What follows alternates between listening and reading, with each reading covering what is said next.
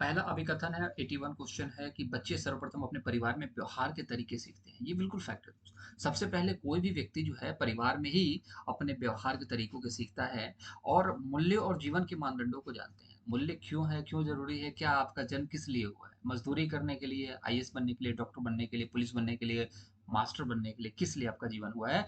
ये सारी चीज़ें परिवार से ही मिल जाती हैं आपको, सारे तरीके पता चल जाते हैं आपको। तो ये तो फैक्ट है। आंसर फर्स्ट तो यहाँ पर अभिकथन तो सही है। दूसरा देख लेते हैं। परिवार बच्चों और समाजीकरण का एक द्वितीय अभिकारक है, तो ये गलत है, ये प्राथमिक है। ठीक है, तो परिवार क्या है, प्राथमिक है। द्वितीय कौन है, जहां पर दूसरी एडवांस चीजें सीखी जाती हैं, जैसे कि स्किल आपके डेवलप किए जाते हैं। ठीक है, वो होते हैं आपके स्कूल विद्यालय और उसके शिक्षक होते हैं। ठीक है, तो वो द्वितीय कारक होता है। मोबाइल भी आपका द्वितीय कारक है। प्राथमिक कारक क्या है, आपके माँ बाप। ठीक है, चलिए, तो राइट आंसर तो पहला वाला सही है, दूसरा गलत है। तो पहला सही है, यहाँ पर 4 ऑप्शन है। पहला सही है, ठीक है, ए सही है लेकिन आर गलत है। ये वाला आंसर जो होगा ये आपका सही आंसर हो जाएगा। ठीक है, चलिए देख लेते हैं। और यहाँ पर जाकर के आप फ्री में कंटेंट है, पीडीएफ है, वहाँ पर अवेलेबल है, आप जाकर के ले सकते हैं। चलिए एक और प्रश्न देखेंगे। 82 है, निम्न में से कौन सा युग्म सही मिलान है? एक मिलान कीजिए। अब ये मिलान क्या कहता है देखते हैं।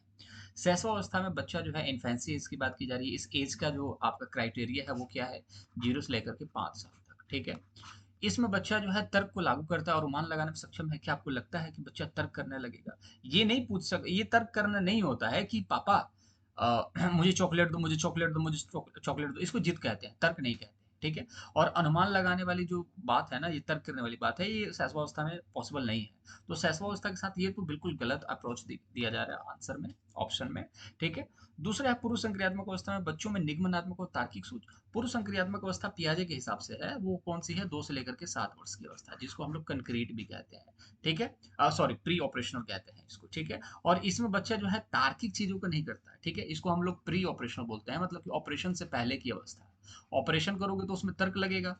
ठीक है, और ऑपरेशन कैसे करते हैं, जो चीज दिखती है उसी का तो ऑपरेशन करते हैं। जैसे कि ये इंसान है, ठीक है, इसको पथरी का ऑपरेशन करना है, तो पथरी जब दिखेगी तभी तो ऑपरेशन करेगा। ठीक है, तो पथरी जो है वो ऑपरेशन का एज आएगा, तो उससे पहले का जो अवस्था होती है, ऑपरेशन से पहले की अवस्था होती है, उसको बोलते हैं प्री ऑपरेशनल। ठीक है, और उसमें जो है बच्चा तार्किक सोच नहीं देख सकता। ठीक है, ऑपरेशनल मतलब कि आप कंक्रीट बोलेंगे, जिसमें दिखता है वही करता है, तो ऑपरेशन जब दिखेगा पथरी तभी तो किया जाएगा। ठीक है, तो ये पूर्व संक्रियात्मक जो होता है उसमें तार्किक सोच का कहीं भी नामो निशान नहीं होता है। इसमें तो बच्चे बिल्कुल कंफ्यूज रहते हैं। ठीक है, मूर्त संक्रियात्मक अवस्था में बच्चा वर्गीकरण और संरक्षण कर पाता है, ये फैक्ट है। इसको बोलते हैं कंक्रीट ऑपरेशनल एज, कंक्रीट। ठीक है, कंक्रीट। ठीक है, स्पेलिंग थोड़ी गलत हो गई, कंक्रीट। ठीक है, ये स्पेलिंग है, CUNCRETE। ठीक है, तो इसमें क्या है, बच्चा ए से जेड तक बोलता है, जेड से ए तक भी बोल देता है, कम ज्यादा में फर्क करने लगता है। बहुत सारी चीजें सीरिएशन, मतलब कि चीजों को वर्गीकृत कर लेता है कि कौन सा जो ग्रुप है वो रेक्टेंगल का है, कौन सा आयत का है, कौन सा सर्कल का है, इस सभी चीजों को जानने लगता है। ये जो अवस्था होती है वो होती है आपकी 7 से लेकर के 11 वर्ष तक की। और 11 से 15 होती है मूर्ख, जिसमें कल्पना करना शुरू कर देता है। तो यहाँ पर देखो बच्चा अनुकरण की शुरुआत शैशवा अवस्था में होती है दोस्त। ठीक है, और कल्पनात्मक खेल में रहना जो है वो शुरुआत अवस्था में होती है। अब यहाँ पर कल्पना दे दिया गया ना, तो बच्चे कंफ्यूज होकर आंसर नंबर 4 कर देते हैं। क्यों? क्योंकि यहाँ पर कल्पना दे दिया गया, और अमूर्त वाले बच्चे जो है कल्पनाशील होते हैं।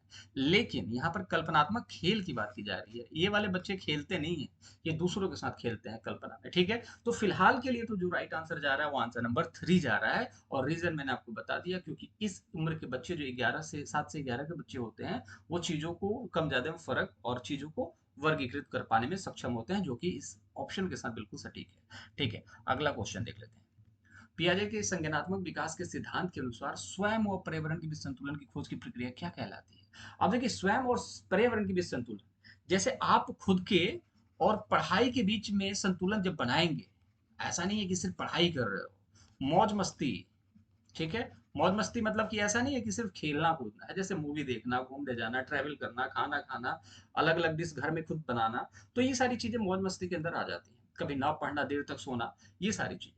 तो आप यहाँ पर खुद हो, आप क्या बनना चाहते हो, पढ़ाई ज्यादा इंपॉर्टेंट है, मौज मस्ती, या दोनों इंपॉर्टेंट है, इसके बीच में सामंजस्य बिठाना क्या कहलाता है? उसको बोलते हैं सामीकरण, इक्वलाइजेशन। ठीक है, दोनों को बराबर महत्व देना, बीच में संतुलन बना के चलना। कोई चीज ज्यादा हो गई तो दूसरी चीज छूटेगी, और उससे फर्क पड़ता है। ठीक है। संगठन मतलब ऑर्गेनाइजेशन, समावेशन मतलब होता है एसिमिलेशन, आत्मसातकरण कहते हैं। एसिमिलेशन मतलब कि आत्मसातकरण, जिसमें से मैंने आपको पहले भी बताया है एसिमिलेशन क्या होता है। ओल्ड चीज में हम किसी नई चीज को जोड़ते हैं ना, लेकिन चीज क्या रहती है, ओल्ड ही रहती है। ठीक है। नई चीज को जोड़ देने से वो चीज क्या होगी, जैसे कि लाल बॉल आप जानते हो, लेकिन लाल बॉल में नई चीज क्या जोड़ दिया आपने, कि बॉल जो है ना वो काला भी हो सकता है। ठीक है, काला भी हो सकता है। तो एट द एंड क्या चीज थी, लाल बॉल, आप जानते हो कुछ चीजें एडिशनल ऐड करें कि बॉल काला भी हो सकता है, तो नई चीज क्या जोड़ी आपने, काला, लेकिन है तो वो बॉल ही। ठीक है, उसको बोलते हैं समावेशन। ठीक है, एक और एग्जांपल के तौर पे देखते हैं, आपके पास सीटेट का डिग्री है। ठीक है, आपने यूपी टेट का भी डिग्री ले लिया, एट द एंड आप रहोगे टीचर ही। ठीक है, आपके पास सीटेट है तो सीटेट से जुड़ा हुआ आपने यूपी टेट भी तो किया, तो रहोगे तो एट द एंड आप टीचर ही। लेकिन आपने यहाँ पर फिलोसफी की डिग्री ले ली, मतलब कि पीएचडी की डिग्री ले ली, आपने पीएचडी की डिग्री ले ली। ठीक है, आप पीएचडी की डिग्री ले ली तो आप बन गए डॉक्टर। ठीक है, आपके पास सीटेट की डिग्री थी। ठीक है, आपके पास सीटेट की डिग्री थी। ठीक है, और उसमें साथ में आपने जोड़ दिया क्या, डॉक्टर की डिग्री, तो आप मास्टर के साथ साथ डॉक्टर भी तो हो गए। तो चीजें बदल गई, अब उसमें क्या हो गया, समायोजन, मतलब कि एकोमोडेशन होता है। तो एकोमोडेशन में क्या होता है, ओल्ड में नई चीज को जोड़ते हैं तो चीज जो है नई हो जाती है। ठीक है, तो उसको बोला जाता है एकोमोडेशन। ठीक है, या फिर पुरानी में संशोधन कर लिया जाता है, चीजों को चेंज कर दिया जाता है कि नहीं हम मास्टर नहीं बनेंगे भाई, अब हम क्या बनेंगे, हम डॉक्टर बनेंगे। तो आपने पूरी तरीके से अपने आप को संशोधित कर लिया। तो आप डॉक्टर नहीं, डॉक्टर बनना चाहते हैं, मास्टर नहीं बनना चाहते, वैकेंसी नहीं आ रही, हम नहीं बनना चाहते, हम डॉक्टर बनना चाहते हैं। ठीक है, तो उसको समायोजन कहते हैं। ठीक है, चलिए आई होप चीजें क्लियर होंगी। राइट आंसर होगा आंसर नंबर 4, दिखा देता हूँ मैं आपको एक बार। ठीक है, आंसर नंबर फर्स्ट जो होगा राइट आंसर होगा, sorry first answer right answer होगा इक्वलाइजेशन। कई बार समझाया जाता है लेकिन चीजें जो होती हैं थोड़ी सी स्लिप हो जाती हैं। ठीक है, चलिए। निम्न में से कौन सा कथन लेव वाइगोत्स्की के विचारों के बारे में, बच्चों के बारे में विचार को सही प्रकार से दर्शाता है। अब वाइगोत्स्की ने भाषा संज्ञानात्मक विकास का सिद्धांत दिया है। ठीक है, भाषा संज्ञानात्मक विकास। ठीक है, भाषा संज्ञानात्मक। ठीक है, भाषा संज्ञानात्मक विकास के बारे में इन्होंने बात करी है। अब इन्होंने क्या बताया है, इन्होंने बताया कि बच्चों में बहुत सी क्षमताएं होती हैं, ये तो बहुत पॉजिटिव चीज बोली है इन्होंने, जिनमें वे कार्य शामिल हैं जिन्हें बच्चे सहायता के साथ कर सकते हैं। ठीक है, बाइगोत्स्की बच्चों को एक कोरा कागज के रूप में देखते हैं, ऐसा नहीं है भाई। बाइगोत्स्की ने प्रस्तावित किया है कि बच्चे वयस्कों की तुलना में मात्रात्मक रूप से कम सोचते हैं, ऐसा नहीं है भाई। मात्रा क्वांटिटी के रूप में कम सोचते हैं, जैसे कि किलो में अगर हम बात करें तो आप अगर 100 किलो 10 किलो सोचते हो तो क्या बच्चे जो है 5 किलो सोचते हैं, तो इसके बारे में तो उन्होंने बात ही नहीं करी। ठीक है, बाइगोत्स्की ने बच्चों की क्षमताओं को बहुत कम आंका, ऐसा नहीं, बच्चे तो बहुत क्षमतावान है। 5 साल तक जितना वो अपनी भाषा को डेवलप करते हैं, दुनिया में कोई भी ऐसा इंसान नहीं है जो उतना भाषा को 5 साल के बाद डेवलप कर ले दोबारा से, ऐसा हो ही नहीं सकता। जिस हिसाब से 5 साल में हाइट बढ़ती है उस हिसाब से कभी भी हाइट नहीं बढ़ती। ठीक है, तो सारा खेल तो 5 साल का ही है। तो इन्होंने बच्चों में बहुत सारी क्षमताओं की बात करी है और वो कार्य शामिल है जिन्हें बच्चे सहायता के साथ कर सकते हैं। तो बिल्कुल फैक्ट है, भाषा की सहायता से बच्चे दिमाग को डेवलप कर सकते हैं और बहुत सारी क्षमता उनके अंदर होती है। वाइगोत्स्की के हिसाब से आंसर नंबर फर्स्ट जो होगा राइट आंसर होगा। चलिए अगला प्रश्न देख लेते हैं, answer number first right answer है। ठीक है, एक शिक्षिका किसी संरचना का इस्तेमाल करती है जब वह एक बच्चे की जिगसा पहेली बनाने में मदद करती है, इशारे करती है। ठीक है, तो अब यहाँ पर देखो, एक बच्चे की जिगसा पहेली बनाने में मदद करती है। अब देखिए, एक शिक्षिका है, वो एक ऐसी संरचना का इस्तेमाल करी कि एक बच्ची की जिज्ञासा, जिग्सा पता नहीं क्या है, ये क्वेश्चन में जिग्सा लिखा हुआ है। ठीक है, मैं क्वेश्चन को समझा देने की कोशिश करता हूँ, कई बार ऐसे टर्म आपको टाइम खराब करने के लिए दिए जाएंगे। ठीक है, अब यहाँ पर संरचना का इस्तेमाल किया जा रहा है। अब इसमें क्या है, जैसे कि मान के चलो कि आपको मैंने खड़ा करा। ठीक है, ठीक है, मैंने आपको खड़ा किया, आप क्लास में खड़े हो गए। अब मैंने आपसे एक पहेली पूछी, वो चीज का नाम बताओ जिसके 4 पैर होते हैं और एक पूंछ होती है। ठीक है, तो और वो मांस नहीं खाता। तो आप सोचोगे यार 4 पैर और एक पूंछ तो सब है, मांस कौन नहीं खाता, कौन नहीं खाता, फिर मैंने आपको बोला आपके आसपास ही होगा। सोचो सोचो, आपके घर के आसपास ही होता है। ठीक है, अच्छा नहीं समझ पा रहे हो, अच्छा दूध देता है वो, चीजें समझ रहे हो, दूध, अच्छा गाय, यस गाय। तो वो आप इशारे जो दे रहे हो वो क्या है, वो पाड़ है। और ये किसके बारे में बात करते हैं, ये बात करते हैं बाइगोट्स की। और पाड़ कौन दे सकता है, जो आपसे ज्यादा जानता हो किसी चीज के बारे में वो दे सकता है। इसके लिए ऐसा नहीं कि आप मास्टर बने तो ही पाड़ दे सकते हैं, आप पाड़ छोटा भाई बड़े को, बड़ा भाई छोटे को दे सकता है, उसके पास अगर इन्फॉर्मेशन है उस चीज को रिलेटेड। ठीक है, तो यहाँ पर देखोगे पाड़ जो होगा इसका राइट आंसर होगा। ठीक है, चलिए अगला प्रश्न देख लेते हैं। अभिकथन, एक बाल केंद्रित कक्षा व्यक्तिवादी होती है और कठोर संरचित पाठ्यक्रम का अनुसरण करती है। तो देखिए, बाल केंद्रित कक्षा जो होती है वो कठोर, ना जी ना, ऐसा हो ही नहीं सकता। व्यक्तिवादी तो ऐसा नहीं है, व्यक्तिवादी होती है लेकिन एक कठोर संरचित पाठ्यक्रम का अनुसरण करती है, ऐसा नहीं हो सकता। ठीक है, तो यहाँ पर देखोगे दूसरा वाला ऑप्शन, क्योंकि बाल केंद्रित कक्षा में हर व्यक्ति जो है इंपॉर्टेंट है, हर व्यक्ति जो है देखोगे अलग है, भिन्न है दूसरे व्यक्ति से। तो एक लचीला पाठ्यक्रम होना चाहिए, और लचीला पाठ्यक्रम होने से क्या होगा कि अगर 30 बच्चों की क्लास में एक एक एक कहीं ना कहीं पैटर्न पर आपने चीजों को समझाया, ठीक है, एक पैटर्न पर, जैसे मैं उसी चीज का एग्जांपल लेता हूँ कि एक गाय है जिसके 4 पैर होते हैं और एक पूंछ होती है। अब बच्चे नहीं समझ पाते हैं, तो उसको अलग तरीके से समझाना पड़ेगा कि गाय हमारी माता है। ठीक है, तो गाय हमारी माता है, क्यों माता है? क्योंकि दूध देती है, घर में रहती है, ज्यादा किसी को मारती नहीं है, जबकि और कोई जानवर होता है जैसे कुत्ता कितना भी वफादार हो, काट सकता है, काटता तो है लेकिन गाय मारती है, काटती नहीं है। दिक्कत ये है, तरीके से आपको समझाना, आपको देखना भाई कैसे, किस कौन से टॉपिक पे किस तरीके से बच्चों को समझाया जा सकता है। तो लचीला आपका यहाँ पर संरचित पाठ्यक्रम होना चाहिए। बच्चा सबसे अच्छा तब सीखता है जब शिक्षक तानाशाह होता है और नियंत्रक होता है। तो ऐसा नहीं है, बच्चा जब तब सीखेगा जब टीचर के साथ इन्वॉल्व हो सके। टीचर अगर मारता हो, छड़ी लेकर के क्लास में आता हो और कहता हो कि आज होमवर्क चेक करूंगा और कल का जो नहीं होमवर्क करा होगा उसको मैं मारूंगा, और आज जो दूंगा वो कल, आज जो कल अब्सेंट रहेगा उसको तो डबल मारूंगा। तो इस तरीके की जब चीजें होती है ना, तो बच्चा डरता है, वो पढ़ता नहीं है।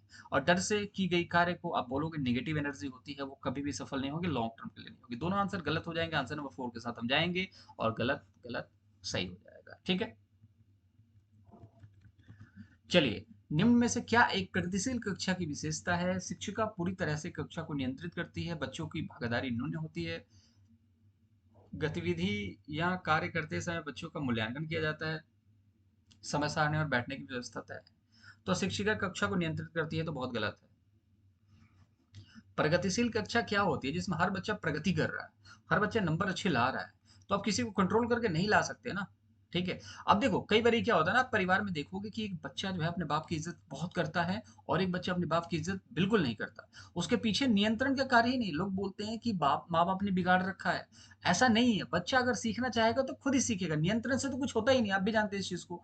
अगर किसी बच्चे को बहुत ज्यादा नियंत्रित रखोगे और बहुत ज्यादा खुली छूट दे दोगे, तो इसका मतलब ऐसा नहीं है कि बच्चे बर्बाद हो जाए या आबाद हो जाए। ठीक है, वो सब कुछ डिपेंड करता है बच्चा क्या सीख रहा है। ठीक है, और बच्चे का सीखना और उसका मूल्यांकन करना ये इंपॉर्टेंट है जब बच्चा बड़ा होता है। साथ ही साथ अब बच्चा 10 साल का हो जाए और उसके बाद कहो कि अब तो बच्चे को मारा जा सकता है, बच्चे को मार करके इसको सुधारो, अब नहीं सुधरेगा, क्योंकि 10 साल तक तो उन्होंने बहुत सारी चीजें ले ली, दिमाग को उसने सुख दे दिया। अब दिमाग को जब सुख दे दिया तो दिमाग तो वही चाहेगा। बच्चे का भागीदारी तो बहुत इंपॉर्टेंट है, न्यून तो हो ही नहीं सकता प्रगतिशील कक्षा में।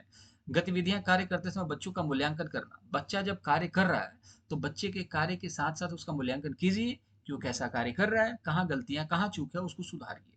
तभी बच्चा प्रगतिशील कक्षा की तरफ आगे बढ़ता है, प्रगतिशील व्यक्ति की तरफ आगे बढ़ता है, स्टूडेंट की तरफ आगे बढ़ता है।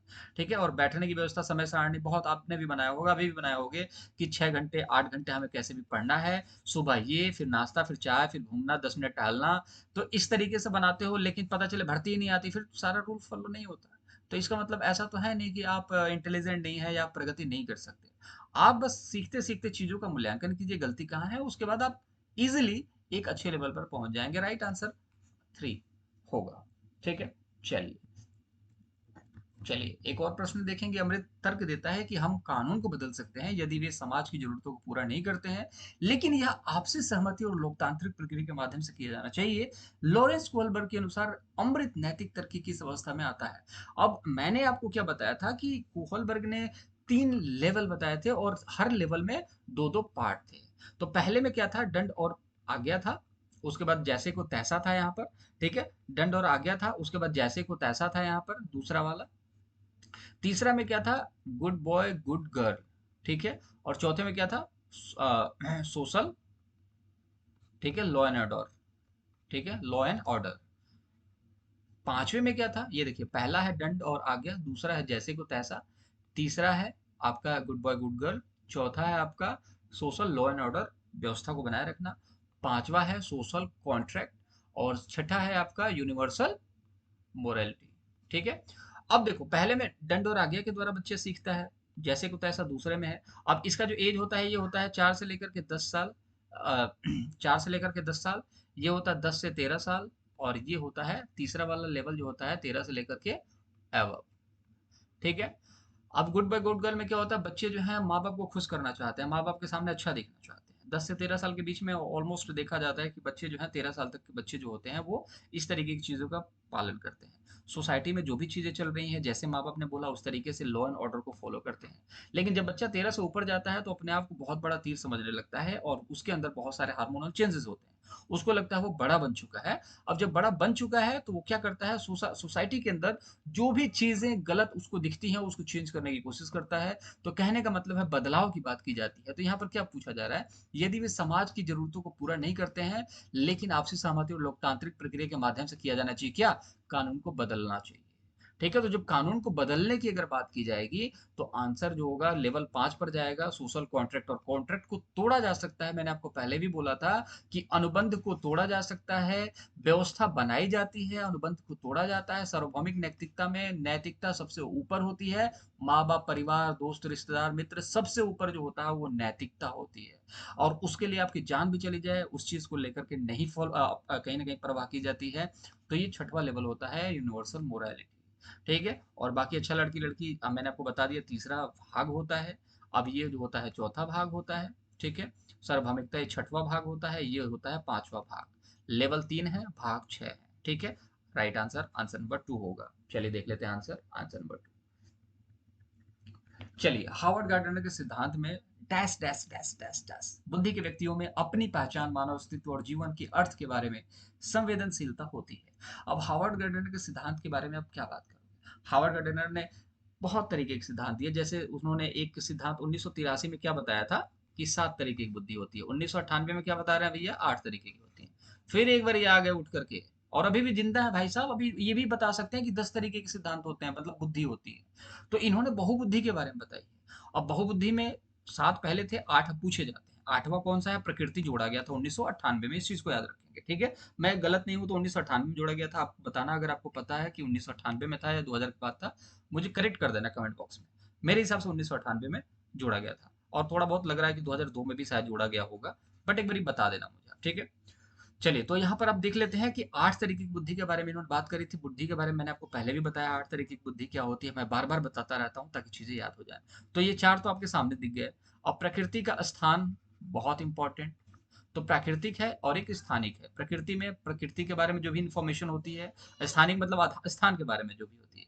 भाषा और तर्क। तर्क कैसे किया जाता है? भाषा से तर्क किया जाता है। भाषाई बुद्धि मतलब कि जो बोलने में बहुत अच्छा होता है, जिसका भाषा पे कमांड अच्छा है। आपने किसी किसी को देखा होगा इंग्लिश बहुत अच्छा बोलता था, बोलते यार क्या इंग्लिश बोलता है यार। कोई कोई एकदम हिंदी बोलता है शुद्ध, तो उसको बोलोगे शुद्ध हिंदी बोलता है, हाँ बेवकूफी है। तो इस तरीके से यार लोगों का नजरिया है, लेकिन भाषा पे कमांड तो है उसकी, तो उसके अंदर भाषाई बुद्धि है। तर्क के बारे में बात करेंगे, जिस जो अच्छा तर्क करने में माहिर होता है, तार्किक की बात की जाएगी। जैसे कि अंकों की बात की जाएगी, तो वो बन जाते हैं अकाउंटेंट टाइप के लोग, तार्किक आंकिक। ठीक है, अब ये दो अलग हो जाता, अंतर और अंतः दोनों अलग हो जाता। अंतर मतलब कि दूसरे के मन के बारे में जानना, अंतः मतलब खुद के मन के बारे में जानना। तो ये देखो, दो यहाँ पर हो गए, दो यहाँ पर हो गए, ये एक दो, ये एक दो, ये दो, 6 हो गए। और एक होता है नाचना गाना। नाचना मतलब कि यहाँ पर क्या होता है, गतिज बुद्धि। ठीक है, शरीर को मोड़ने वाला, बॉडली काइनेटिक। और उसके बाद होता है गाना, नाचना। ये नाचना है ना, ये गाना, गाना मतलब कि संगीत में। ठीक है, संगीत में। तो 8 तरीके की बुद्धि के बारे में इन्होंने बताया, और आखिरी जो था फिलोसफी वाला था। ठीक है, 9वां। अब 10वां ये लोडिंग है, अब देखो कब तक आता है। ठीक है, तो अब यहाँ पर बात कर रहे हैं ना अपनी पहचान। तो अपनी पहचान कहाँ पर होती है भैया? अंतः में होती है। ठीक है, अपनी पहचान कहाँ पर होती है? अपनी पहचान अंतः में होती है। लेकिन यहाँ बहुत सारे बच्चे मानव अस्तित्व के बारे में देख करके प्रकृतिवादी मार के चले आते हैं कि यार प्रकृतिवादी ही मानव अस्तित्व के बारे में, तो ये गलत तो है। सिंपल सी बात है, आपको कैच करने हैं कुछ ऐसे टर्म्स जो बहुत इंपॉर्टेंट होते हैं, और यही तो टीचर बनाते हैं आपको। तो चलिए, आंसर नंबर जो होगा 4, ये आपका राइट आंसर हो जाएगा। ठीक है, अंतः मतलब कि अपनी पहचान, अपनी पहचान मतलब कि खुद के बारे में जानना, ये इंपॉर्टेंट है। ठीक है, चलिए, गिफ्ट के तौर पर कार मिलने पर, 90 नंबर का क्वेश्चन है कि गिफ्ट के तौर पर कार मिलने पर एक 5 साल की बच्ची बोलती है, मेरे लिए नहीं है, लड़कियां कार से नहीं खेलती। मतलब कि किससे खेलती हैं भाई? तो गुड़िया से खेलती हैं। ये हर क्वेश्चन में बदल के, कभी लड़का गुड़िया ले लेगा तो उस बोलेगा नहीं मैं गुड़िया से नहीं खेलता, कभी लड़की को गुड़िया कार दे दी जाती है। तो एक क्वेश्चन पूछने का तरीका है, अच्छा है। लेकिन आएगा ज़रूर ये क्वेश्चन, इस चीज़ को याद रखना। अब देखो जेंडर भूमिका में लचीलापन ये कोई टर्म होता ही नहीं है, प्रासंगिकता मतलब रिलेवेंस मतलब कि कोई ज़्यादा भेदभाव ना करना, एकदम दोनों को बराबर लेके चलना। स्थिरता मतलब कि ऐसा है कि जो है वो है, ऐसा नहीं है। जेंडर रूढ़िवादिता, ठीक है? रूढ़िवादिता ये होती है कि पुरानी धारणाओं को लेकर के चलना। स्थिरता मतलब कि है थोड़ा भी बदलाव नहीं हो सकता, लेकिन ऐसा नहीं है। बदलाव भी होता है, लेकिन कुछ-कुछ ऐसी कमियाँ हैं जो लेके चली जाती हैं, कि लड़कियाँ गाड़ी अच्छी नहीं चलाती हैं, ठीक है? कार अच्छा नहीं चलाती, स्कूटी अच्छा नहीं चलाती हैं और इसमें बहुत सारे जोक भी बनते हैं, ठीक है? तो लड़कियाँ गुड़ियों से खेलती हैं, लड़के कार से, तो ये जेंडर रूढ़िवादिता के अंतर्गत आता है, ठीक है? तो 90 नंबर क्वेश्चन ये था। चैनल को चाहे तो यूट्यूब पर सब्सक्राइब कर सकते हैं, पूरे 300 क्वेश्चन की सीरीज चल रही है और यहाँ पर फ्री कंटेंट और पीडीएफ अवेलेबल मिलेगा, तो यहाँ पर जाकर के आप ज़रूर पढ़िएगा कंटेंट को, ठीक है? तो चलिए 91 क्वेश्चन की तरफ आगे बढ़ेंगे।